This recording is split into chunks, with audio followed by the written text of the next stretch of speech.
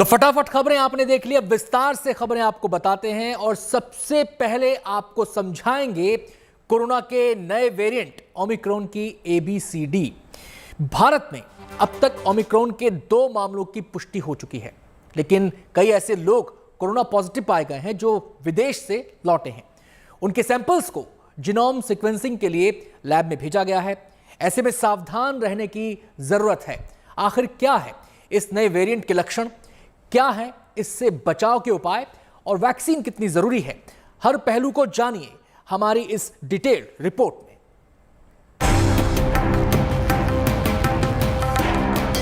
देश में ओमिक्रॉन के दस्तक के बाद चिंता बढ़ गई है।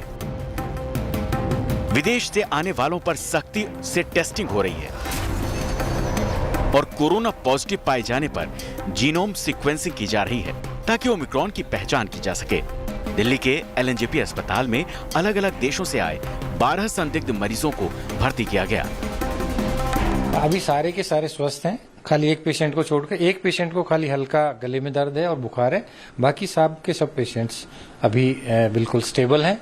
और अब उनका डिटेल्ड ब्लड का टेस्ट, उनके बाकी के एक्सरे, बाकी के जो कोविड जो पॉजिटिव पेशेंट होता है तो उसके प्रोटोकॉल के हिसाब से हम उसका ट्रीटमेंट कर रहे हैं। और साथ साथ में उनका जो जीन सीक्वेंसिंग का सैंपल है वो भी लैब में भेज दिया है हमने। बेहद संक्रामक माना जा रहा ओमिक्रॉन बहुत कम समय में दुनिया के 29 देशों तक पहुंच चुका है। कर्नाटक में इसके 2 मरीज मिलने के बाद भारत में चिंता बढ़ गई। कर्नाटक में 66 साल का दक्षिण अफ्रीकी नागरिक 20 नवंबर को बेंगलुरु आया था, जिसे कोरोना पॉजिटिव पाया गया। हालांकि 23 नवंबर को उसका टेस्ट निगेटिव आया, जिसके बाद वो दुबई रवाना हो गया। लेकिन बाद में जीनोम सीक्वेंसिंग से उसके ओमिक्रॉन से संक्रमित होने का पता चला। लेकिन ओमिक्रॉन का दूसरा मामला 46 साल के एक सरकारी डॉक्टर में पाया गया, जिसकी कोई ट्रेवल हिस्ट्री नहीं है। कर्नाटक में मिले दोनों मरीजों के संपर्क में आए लोगों की जांच हो रही है। लेकिन अच्छी बात यह है कि दक्षिण अफ्रीका की तरह भारत में मिले मरीजों में कोई गंभीर लक्षण नहीं पाए गए। ये वेरिएंट से इन्फेक्शियसनेस ज़्यादा है, इसकी संक्रामकता एक व्यक्ति को दूसरे व्यक्ति को फैलाने की क्षमता बहुत ज़्यादा है, मतलब 6 गुना ज़्यादा है। बट अच्छी खबर ये है कि ये अभी कोई भी व्यक्ति को बहुत ज़्यादा सीवियर डिजीज़ या बहुत ऑक्सीजन की या वेंटिलेटर की या अस्पताल में एडमिशन की उतनी ज़रूरत नहीं पड़ी है। बहुत माइल्ड से, जैसा कि बुखार, पानी आना, गले में खराबी और शरीर में बहुत दर्द, ये ज़्यादातर सिम्टम पाए गए हैं। हिंदुस्तान में भी जो 2 व्यक्तियों को डिटेक्ट हुआ है, 60 साल के और 46 ईयर्स के, उनको भी बहुत ही माइल्ड सिम्टम्स हैं, तो ये अच्छी खबर है।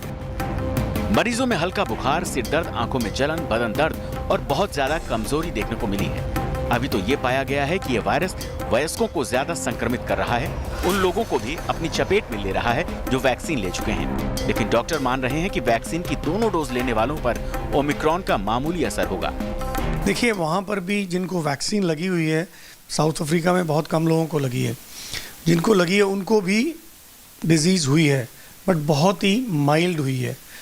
तो और वैक्सीन हर एक वेरिएंट पे अभी तक देखा गया, जितने भी डेल्टा, बीटा जितने भी हैं उन पे उसका असर होता है, किसी में कम, किसी में ज़्यादा। तो हमें वैक्सीन का जो प्रक्रिया है, जो अभियान है, इसको कम नहीं करना है।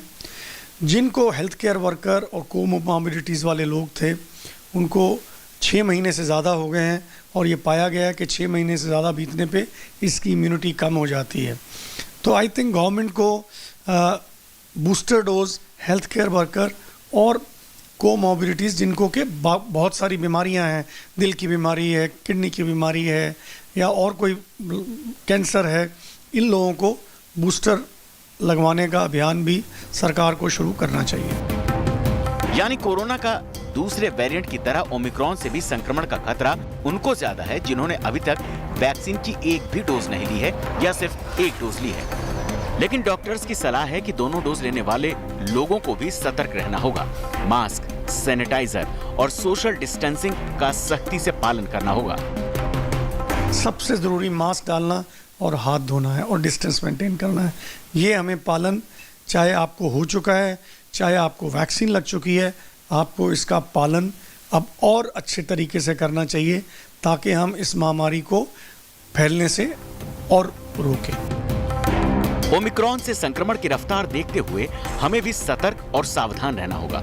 ओमिक्रॉन का संक्रमण इस बात से समझा जा सकता है कि दक्षिण अफ्रीका में 10 दिन पहले रोज 300 केस आ रहे थे, लेकिन 1 दिसंबर को 8,661 केस सामने आए, यानी 10 दिन में 28 गुना केस बढ़ गए। बताया जा रहा है कि अब वहां 75% नए वेरिएंट के आ रहे हैं। हालांकि इसकी वजह से मौत का आंकड़ा अभी नहीं बढ़ा है। We do know that in our public sector hospitals, there is a higher increase of admissions of younger people with comorbidities. And apparently, in the public sector hospital, the majority are not vaccinated. यानी Omicron अभी तक जानलेवा साबित नहीं हुआ है, यानी हल्के लक्षण होने की वजह से इस बात की संभावना है कि ये आसानी से पकड़ में नहीं आएगा और इस तरह आसानी से बड़ी आबादी को संक्रमित कर देगा। इसीलिए हमें ज्यादा अलर्ट रहना होगा। वैक्सीन की दोनों डोज लेने के साथ कोरोना के नियमों का सख्ती से पालन करना होगा, तभी हम नए वेरिएंट को मात दे पाएंगे। श्रुतिका के साथ bureau report, good news today.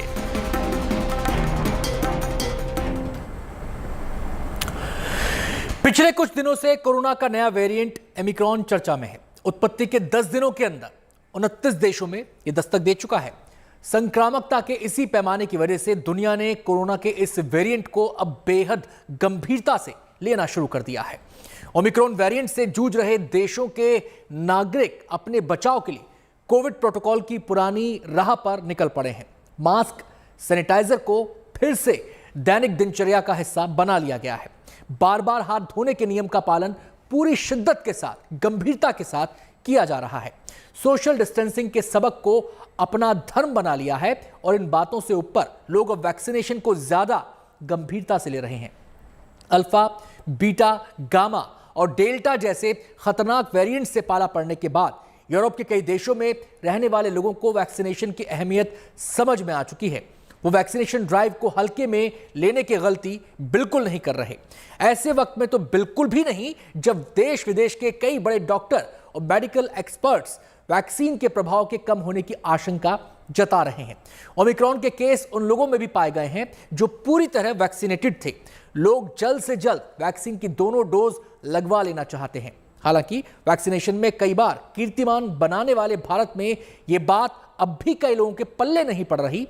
केंद्र सरकार और राज्य सरकारों के प्रयासों के बावजूद कई लोग अब भी वैक्सीन लगाने के लिए नहीं पहुंचे हैं। ग्राफिक्स के जरिए हम पूरा डिटेल अब आपको रख देते हैं सामने, पूरा ब्यौरा आपके सामने रखते हैं।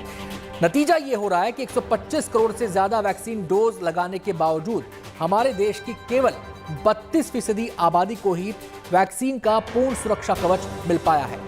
साफ शब्दों में कहें तो देश की 32% आबादी ने ही वैक्सीन की दोनों डोज लगवाई है, जिसकी वजह से भारत में रहने वाले सिर्फ 46 करोड़ से ज्यादा लोग ही फुली वैक्सीनेटेड हैं, यानी जिनको दोनों डोज लग चुके हैं, जबकि 79 करोड़ से ज्यादा लोगों को वैक्सीन की सिंगल डोज लगी है। इनमें भी करीब 12 करोड़ लोग ऐसे हैं जो दूसरी डोज की डेट निकल जाने के बावजूद वैक्सीनेशन सेंटर पर नहीं पहुंचे हैं, बिना इस बात की फिक्र किए कि उनकी लापरवाही वक्त पर दोनों डोज लगवा चुके लोगों पर भी भारी पड़ सकती है।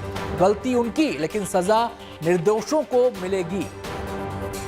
जबकि रहस्यमय तरीके से पेश आ रहे ओमिक्रॉन को लेकर कई आशंकाएं जताई जा रही हैं, जिसमें तेज म्यूटेशन की वजह से ओमिक्रॉन वेरिएंट के खिलाफ मौजूदा वैक्सीन के कारगर नहीं होने की आशंका भी शामिल है।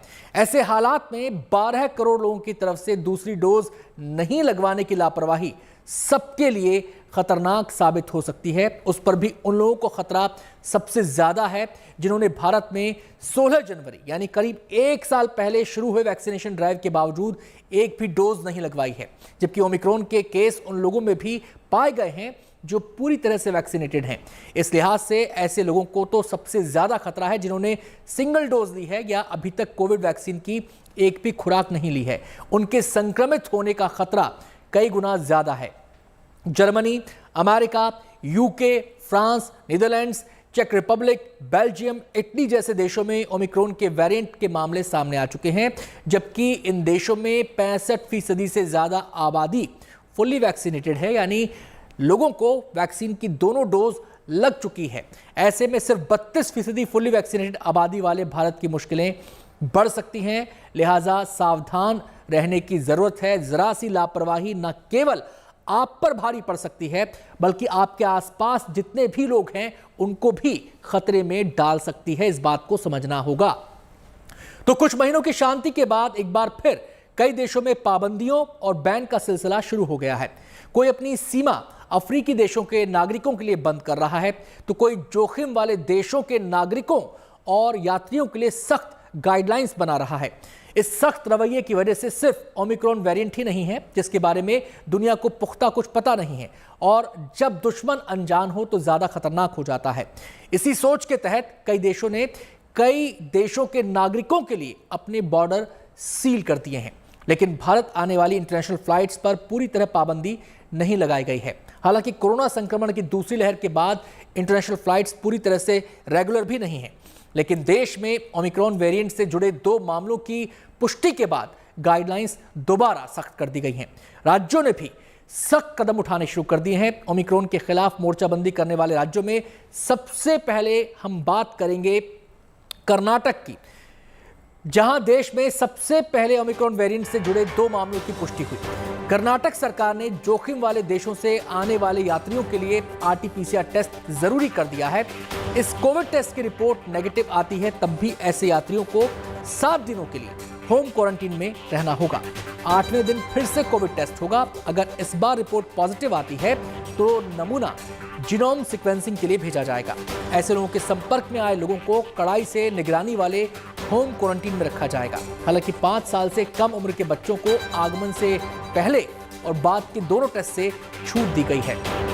कोरोना संक्रमण की दूसरी लहर के दौरान सबसे ज्यादा तबाही झेलने वाला महाराष्ट्र भी सख्ती बरत रहा है। उसकी सरकार ने भी हाई रिस्क यानी ज्यादा जोखिम वाले देशों से आने वाले यात्रियों के लिए 3 बार RT-PCR टेस्ट जरूरी कर दिया है, जो भारत आने के दूसरे, चौथे और 7वें दिन करवाना होगा। आखिरी टेस्ट नेगेटिव आने के बाद भी यात्रियों को 7 दिन तक होम क्वारंटीन में रहना होगा। हालांकि हाई रिस्क वाले देशों से नहीं आने वाले यात्रियों के लिए भी RT-PCR टेस्ट और होम क्वारंटीन जरूरी होगा।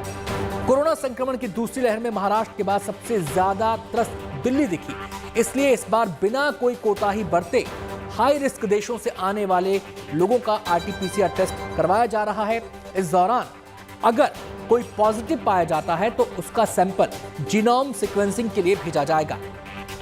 इस दौरान संक्रमित शख्स अनिवार्य रूप से आइसोलेशन में रहेगा। रिपोर्ट नेगेटिव आने के बाद भी 7 दिनों का होम क्वारंटीन उसके लिए जरूरी होगा, और यह भी सुनिश्चित किया जा रहा है कि इसका पालन सख्ती से हो। दिल्ली के बाद बात तमिलनाडु की। तमिलनाडु सरकार ने एक कदम आगे बढ़ते हुए ओमिक्रॉन वेरिएंट से पीड़ित मरीजों के लिए अलग से हर मेडिकल कॉलेज में 150 बेड की व्यवस्था की है, ताकि कोरोना के दूसरे वेरिएंट से पीड़ित मरीजों को ओमिक्रॉन वेरिएंट पीड़ित मरीजों से अलग रखा जा सके। सभी मेडिकल कॉलेज अस्पतालों को ऑक्सीजन सिलेंडर और ऑक्सीजन कंसंट्रेटर तैयार रखने के लिए कहा गया है। तमिलनाडु के 4 इंटरनेशनल एयरपोर्ट पर आने वाले हर यात्री का RT-PCR टेस्ट करवाया जा रहा है। इस साल के अप्रैल, मई और जून महीने में यूपी भी कोरोना की दूसरी लहर में बेहाल हो गया था। इसलिए तीसरी लहर की आशंका के बीच ही लखनऊ में रेलवे स्टेशन, बस स्टैंड और भीड़ भाड़ वाले इलाकों में कोविड टेस्ट किए जा रहे हैं। कोविड टेस्टिंग के लिए 2 रेलवे स्टेशनों पर 12 टीमें लगाई गई हैं, जिसकी वजह से हर दिन 1200 टेस्ट हो पा रहे हैं। इसके अलावा कोविड प्रोटोकॉल, खासकर अगर किसी ने मास्क नहीं पहना है तो उससे जुर्माना वसूला जा रहा है। हाई रिस्क देशों से आने वाले यात्रियों के लिए केरल में भी RT-PCR टेस्ट के अलावा 7 दिनों का होम क्वारंटीन जरूरी कर दिया गया है। 8वें दिन यात्रियों को दोबारा RT-PCR टेस्ट करवाना होगा। तेलंगाना में एक बार फिर सार्वजनिक जगहों पर मास्क जरूरी हो गया है। कोविड प्रोटोकॉल से जुड़े इस नियम का पालन नहीं करने पर 1000 रुपए का जुर्माना लगाया जाएगा। इसके अलावा आम लोगों से भी सोशल डिस्टेंसिंग की अपील की जा रही है। इसके अलावा ओमिक्रॉन के खतरे को देखते हुए हरियाणा में भी कोविड प्रोटोकॉल के पालन को जरूरी कर दिया गया है, जिसमें मास्क पहनना, सोशल डिस्टेंसिंग शामिल है। कोविड नियमों का पालन नहीं करने वालों पर जुर्माना लगाया जाएगा। तो हर राज्य जोखिम नहीं लेना चाह रहा है। इन राज्यों के अलावा मध्य प्रदेश, हिमाचल प्रदेश, पंजाब, छत्तीसगढ़, गुजरात, बिहार समेत दूसरे राज्यों में भी विदेश से आने वाले यात्रियों की पहचान की जा रही है। इन राज्यों के एयरपोर्ट्स पर भी कोविड गाइडलाइंस का सख्ती से पालन किया जा रहा है ताकि ओमिक्रॉन वेरिएंट से संक्रमित मरीजों की संख्या में इजाफा ना हो सके। और इस पूरी कवायद में हमें भी अपना सहयोग देना होगा, क्योंकि बिना जनता के सहयोग के कोई भी गाइडलाइंस का पालन सुनिश्चित कर पाना मुश्किल हो जाता है। दिल्ली में एयरपोर्ट पर विदेश से आने वालों की मुस्तैदी से टेस्टिंग हो रही है। ओमिक्रॉन से संक्रमित एक भी मरीज गलती से एंट्री न कर जाए, इसके लिए सख्ती बरती जा रही है। यात्रियों को थोड़ी परेशानी तो जरूर है, लेकिन नए वेरिएंट को मात देने के लिए ये जरूरी भी है। पिछले 2 दिन में दिल्ली अंतर्राष्ट्रीय हवाई अड्डे पर काफी क्योस मचा था। जो पैसेंजर्स अलग अलग विदेशों से आ रहे थे हिंदुस्तान, उन्हें मालूम नहीं था कि उन्हें लैंड करने के बाद या तो रैपिड पीसीआर या आरटी-पीसीआर टेस्ट करवाना पड़ेगा, जिसकी वजह से अंतर्राष्ट्रीय हवाई अड्डे पर काफी क्योस था। लेकिन आज तीसरा दिन है जब से सरकार ने नई गाइडलाइंस को लागू किया है और आज चीजें काफी बेहतर हैं। हमें सोर्सेज से पता चला है कि पिछले 24 घंटे में 2000 से ज्यादा लोगों ने रैपिड पीसीआर टेस्ट करवाया, जिसका की कॉस्ट 500 रुपए है और जिसका रिजल्ट 90 मिनट में आ जाता है। और 800 के लगभग लोगों ने पिछले 24 घंटे में आरटी-पीसीआर टेस्ट कराया, जिसका कॉस्ट 3500 रुपए है और इसका रिजल्ट 5 से 6 घंटे में आता है। इस समय जितने भी पैसेंजर अलग अलग विदेशों से हिंदुस्तान आए हैं, उनका कहना है कि सरकार को उन्हें इस चीज़ के बारे में पहले इत्तला कर देना चाहिए कि इस तरीके का टेस्ट उनका एयरपोर्ट पे होगा, ताकि उन्हें उतना इंतजार ना करना पड़े। अभी भी कई लोग हैं जिनका ये मानना है कि एयरपोर्ट अथॉरिटीज़ का और एयरलाइंस की जिम्मेदारी बनती है कि जब वो पैसेंजर्स फ्लाइट बोर्ड करें तब उन्हें इस टेस्ट के बारे में बता दिया जाए। इसमें कोई दो राय नहीं कि ओमिक्रॉन से चिंता बढ़ी है, न केवल भारत की बल्कि पूरी दुनिया की। लेकिन इसके साथ ही अच्छी खबर भी है। दुनिया की जानी मानी दवा कंपनियां इस नए वेरिएंट को मात देने के लिए नई वैक्सीन पर काम शुरू कर चुकी हैं। हालांकि ओमिक्रॉन के बारे में अभी पूरी जानकारी नहीं मिल पाई है। वैज्ञानिक और डॉक्टर इसे डिकोड करने में जुटे हुए हैं। माना जा रहा है कि 2 हफ्तों में ओमिक्रॉन को बारीकी से समझ लिया जाएगा। इसके बाद नई वैक्सीन की राह भी आसान हो जाएगी। कुछ कंपनियों को तो दावा है कि साल की शुरुआत में ही वो ओमिक्रॉन की वैक्सीन बना देंगी। बताते हैं कि आखिर किस कंपनी की क्या तैयारी है ओमिक्रॉन के लिए वैक्सीन को लेकर। अमेरिकी कंपनी नोवावैक्स अगले साल जनवरी में ओमिक्रॉन से लड़ने के लिए टीके की कमर्शियल मैन्युफैक्चरिंग शुरू कर सकती है। हालांकि अभी यह साफ नहीं है कि कोरोना की मौजूदा वैक्सीन ओमिक्रॉन पर कारगर होगी या नहीं। इसके लिए स्टडी की जा रही है और डेटा का इंतजार है। फिर भी नए वेरिएंट के खिलाफ कारगर वैक्सीन पर काम शुरू हो चुका है। नोवावैक्स ही नहीं, मॉडर्ना भी दावा कर रही है कि वो नए साल की शुरुआत में वैक्सीन बना सकती है। इसी तरह फाइजर और स्पुतनिक जैसी दवा कंपनियों का भी नई वैक्सीन बनाने का दावा है। भारत के लिए अच्छी बात यह है कि ब्रिटेन की कंपनी एस्ट्राजेनेका भी नए वेरिएंट के खिलाफ नई वैक्सीन बनाने के करीब है। एस्ट्राजेनेका की वैक्सीन भारत में सीरम के पास भी मौजूद होगी। लेकिन जब तक नई वैक्सीन नहीं आ जाती, तब तक ओमिक्रॉन से निपटने के लिए ब्रिटेन जैसे देश बूस्टर डोज की मदद ले रहे हैं। ब्रिटिश सरकार ने फाइजर बायोटेक और मॉडर्ना से करीब 11 करोड़ वैक्सीन डोज खरीदने का फैसला किया है। ब्रिटेन ने अगले 2 महीने में 18 साल से ऊपर के सभी लोगों को तीसरी डोज देने का टारगेट रखा है। वैक्सीन की बूस्टर डोज देकर लोगों को मजबूत सुरक्षा कवच देने की तैयारी है। ब्रिटेन के प्रधानमंत्री बोरिस जॉनसन ने खुद बूस्टर डोज लगवा ली है। साथ ही उन्होंने सभी से बूस्टर डोज लगवाने की अपील की है। असल में डॉक्टर्स मान रहे हैं कि ओमिक्रॉन हो या कोई और वेरिएंट, कोरोना का रूप और मिजाज बदलता रहेगा। जरूरत इस बात की है कि हम वैक्सीन के जरिए अपनी इम्यूनिटी मजबूत रखें, तभी किसी वेरिएंट का सामना कर पाएंगे। तो एक बार फिर से यहां पर सभी लोगों से अपील करना जरूरी हो जाता है कि जिन्होंने वैक्सीन नहीं लगवाया है वो वैक्सीन जरूर लगवाएं, क्योंकि ये सबसे मजबूत सुरक्षा घेरा माना जा रहा है कोरोना के वायरस के खिलाफ। कई डॉक्टर एक्सपर्ट की राय है कि भारत में लोगों के पास मजबूत इम्यूनिटी है। असल में दूसरी लहर के दौरान बड़ी तादाद में लोग संक्रमित हुए। इसकी वजह से जो इम्यूनिटी आई वो अब ओमिक्रॉन के खिलाफ हमारे काम आएगी। हालांकि अभी ये बात दावे के साथ नहीं कही जा सकती कि ओमिक्रॉन इस इम्यूनिटी के आगे कमजोर पड़ जाएगा, लेकिन कम से कम सुरक्षा की एक दीवार तो है ही। काफी दिनों से हिंदुस्तान में बाकी दुनिया को की अपेक्षा से बहुत कम केस हो रहे हैं। वो इसलिए हो रहे हैं कि हमारे यहाँ काफ़ी हाइब्रिड इम्यूनिटी है। हाइब्रिड इम्यूनिटी क्या होती है? इम्यूनिटी आपको इसलिए हो सकती है कि आपको इन्फेक्शन हो गई, इम्यूनिटी आपको इसलिए हो सकती है कि आपने वैक्सीन ले ली, और इम्यूनिटी आपको इसलिए भी हो सकती है कि पहले आपको इन्फेक्शन हो गई फिर आपने वैक्सीन ले ली। कोरोना के नए वेरिएंट को मात देने में वैक्सीन सबसे कारगर हथियार है। वैक्सीनेशन में देश ने 125 करोड़ टीके का कीर्तिमान भी हासिल कर लिया है। जरूरी है जो लोग बचे हैं उन्हें भी वैक्सीन की डोज मिले, दोनों डोज पूरे किए जाएं। वैसे कुछ इलाकों में टीकाकरण की रफ्तार जबरदस्त है। नागपुर के गांव ने तो वैक्सीन को लेकर नया कीर्तिमान ही रच डाला है। यहां 100 से ज्यादा गांव में 100% टीकाकरण हो चुका है। हर घर दस्तक मुहिम महाराष्ट्र में रंग ला रही है। टीकाकरण के लिए टीमें गांव-गांव पहुंच रही हैं और टीका लगाकर लोगों को कोरोना का सुरक्षा कवच दिया जा रहा है। इस तरीके से नागपुर के 104 गांव में 100% टीकाकरण का लक्ष्य पूरा कर लिया गया है, जबकि 159 गांव में 95 से 99% तक टीकाकरण हो चुका है। आंगनबाड़ी कार्यकर्ताओं, आशा वर्कर्स और स्वास्थ्य विभाग की टीमें घर घर जाकर लोगों को टीका लगा रही है। साथ ही साथ गांव वालों को कोरोना से बचाव के लिए जागरूक भी किया जा रहा है।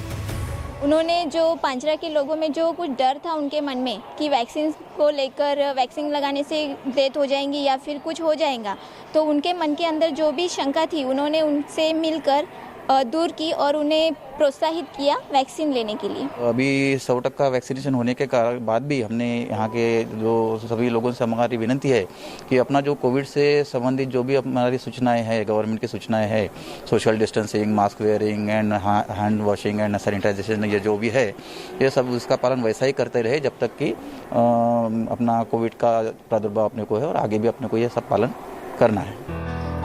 नागपुर में कोरोना टीकाकरण के लक्ष्य को पूरा करने के लिए जिला प्रशासन की ओर से युद्ध स्तर पर काम किया जा रहा है। इसके लिए बाकायदा वॉर रूम बनाया गया है। यहाँ कोरोना संक्रमण के हालात पर नजर रखने के साथ साथ लगातार टीकाकरण की भी निगरानी की जा रही है। इसके अलावा गांव-गांव में कैंप्स लगाने और लोगों को टीका लगवाने के लिए प्रोत्साहित करने की भी इंतजाम किए गए हैं, ताकि लोगों की झिझक दूर हो और वो महामारी से बचाव के लिए आगे आए। जो लोग बहुत जिनकी उम्र है जो आ नहीं सकते, तो उनके ऐसा स्पेशल केस में उनके घर में जाके भी लसीकरण करते हैं। ये बहुत कम संख्या है बट ये भी हो रहा है। तो इस स्ट्रैटेजी से हम लोग 100% मतलब कवर करना है पूरे लाभार्थी, तो उसके लिए हमारा ये प्रयास है। नागपुर जिले में 1600 से ज्यादा गांव हैं। प्रशासन का लक्ष्य है कि इस महीने 18 साल से ज्यादा के सभी लोगों को जल्द से जल्द टीका लगा दिया जाए। मकसद यही है कि सभी लोगों का तीसरी लहर से बचाव सुनिश्चित हो सके। Bureau report, good news today. और यहां पर एक बात आपसे कहना चाहेंगे कि ओमिक्रॉन से घबराने की या डरने की जरूरत नहीं है। हां, सावधान रहने की जरूरत जरूर है, जिम्मेदार बनने की जरूरत है। मास्क और 2 गज की दूरी के मंत्र को सख्ती से अपनाने की जरूरत है। चलिए अब रुख करते हैं अगली खबर का। सोशल मीडिया साइट ट्विटर इन दिनों चर्चा में है। पहली वजह तो यह है कि भारतीय मूल के पराग अग्रवाल ट्विटर के सीईओ बन गए हैं, लेकिन इधर ट्विटर इस्तेमाल करने वाले लोग इस बात से परेशान हो गए हैं कि उनके फॉलोअर्स की संख्या अचानक कम कैसे हो गई। लेकिन इसमें हैरान होने वाली बात नहीं है, ये यूजर्स के फायदे के लिए ही हो रहा है। समझिए इस रिपोर्ट में।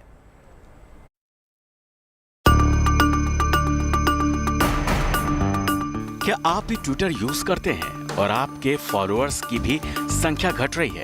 अगर ऐसा है तो घबराने की जरूरत नहीं है, बल्कि ये आपके लिए गुड न्यूज है। ट्विटर कंपनी आपको फेक लोगों से बचाने की कोशिश कर रही है, जो केवल ट्विटर ही नहीं, अधिकतर सोशल प्लेटफॉर्म ऐसी ही क्लीन अप एक्सरसाइज करते रहते हैं। कंपनियां बोट्स यानी एक तरह के फेक अकाउंट्स को हटा देती हैं। ये ऐसे अकाउंट होते हैं जो ट्विटर पर फेक न्यूज या प्रोपेगेंडा फैलाने का काम करते हैं।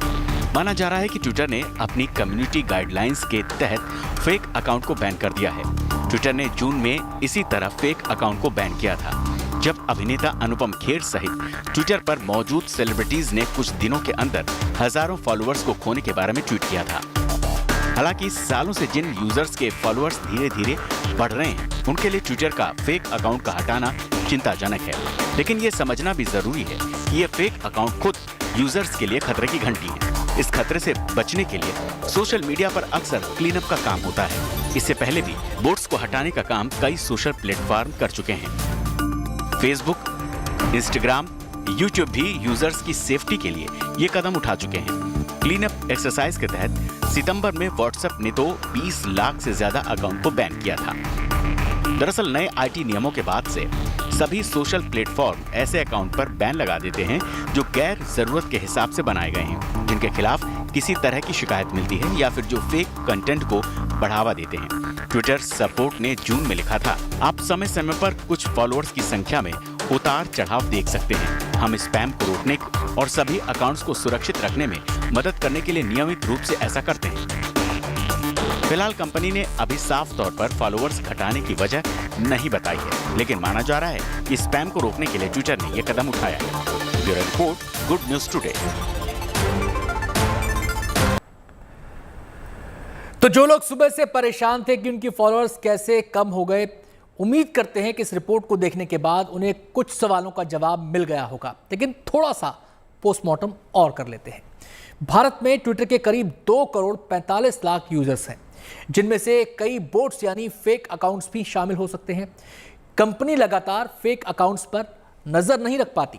ऐसे में साल भर के दौरान कुछ सेफ्टी फिल्टर्स की मदद से ऐसे अकाउंट्स पर बैन लगा दिया जाता है, या कहें अकाउंट्स प्लेटफॉर्म से हटा दिए जाते हैं जो कि फेक हैं।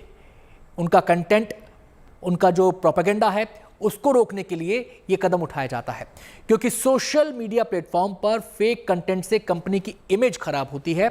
और आप तो जानते ही हैं कि कोई भी कंपनी अपनी इमेज पर दाग नहीं लगवाना चाहती।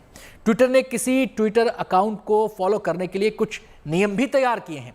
ये नियम इसलिए बनाए गए हैं ताकि बोट्स या फेक अकाउंट्स को कंट्रोल किया जा सके। कुछ ऐसे हैं ये नियम, अब जरा इनको भी समझ लेते हैं ग्राफिक्स के जरिए। ट्विटर पर एक यूजर रोजाना 400 अकाउंट को फॉलो कर सकता है। वेरीफाइड अकाउंट वाले यूजर्स एक दिन में 1000 अकाउंट्स को फॉलो कर सकते हैं। हर अकाउंट 5000 अकाउंट को फॉलो कर सकता है। इसके बाद नए अकाउंट तभी फॉलो कर पाएंगे जब आपके अकाउंट को फॉलो करने वालों की संख्या में भी इजाफा होता है। 5000 से ज्यादा अकाउंट को फॉलो करने वाला नंबर हर अकाउंट के लिए अलग अलग होता है। यूनिक रेशो के आधार पर इसे ऑटोमेटिक कैलकुलेट किया जाता है और इस पूरे गणित का नतीजा कई बार इस रूप में सामने आता है कि फॉलोअर्स कम हो जाते हैं।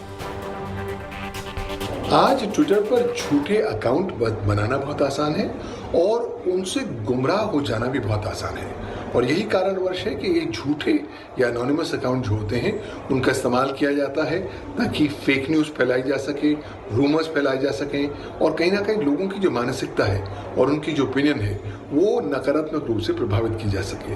तो कभी भी आप कोई भी ट्विटर के अकाउंट को विश्वास ना करें जब तक कि आप अपनी छानबीन ना करें। और अब बात कर लेते हैं फेसबुक की, जिसकी इस साल की कमाई आपको हैरान कर सकती है। वित्तीय वर्ष 2020-21 में फेसबुक ने विज्ञापन से 9000 करोड़ रुपए का राजस्व हासिल किया है। हालांकि फेसबुक इंडिया का शुद्ध मुनाफा 125 करोड़ का ही है, लेकिन यह आंकड़ा बताता है कि डिजिटल प्लेटफॉर्म्स पर विज्ञापन का कितना बड़ा कमाई का जरिया ये बन चुके हैं।